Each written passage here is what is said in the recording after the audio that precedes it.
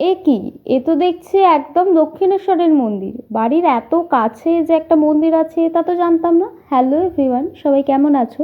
এই মন্দিরটি আমাদের এখানে দ্বিতীয় দক্ষিণেশ্বরের মন্দির নামেই পরিচিত। আমার বাড়ি থেকে ওই মিনিট 15 দূরত্বে হবে।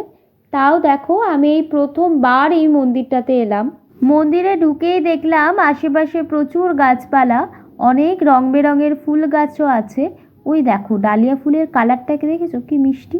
তার পাশেই দেখলাম একটা ছোট্ট হনুমানজির মন্দির আছে। আসলে এত গাছপালা দেখার পর এমনিই আমার জায়গাটা ভীষণ পছন্দের হয়ে গিয়েছিল।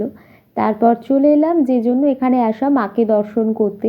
মাকে দেখে আমরা বেশ কিছুক্ষণ মন্দিরটা একটু ঘুরে দেখছিলাম। মন্দিরটা তো ভীষণ সুন্দর। অনেকেই বিকেলবেলা এসেছে দেখলাম মাকে দর্শন করতে। বিকেল হতে তো ভিড় আরও বাড়ছিল, কারণ একটু পরই পুজো শুরু হবে। 5:30 নাগাদ পুজো শুরু হলো। আমরাও বেশ কিছুক্ষণ পুজো দেখে এবার বাড়ি যাব। আবার একদিন আসবো। তোমাদের কেমন লাগলো জানিও।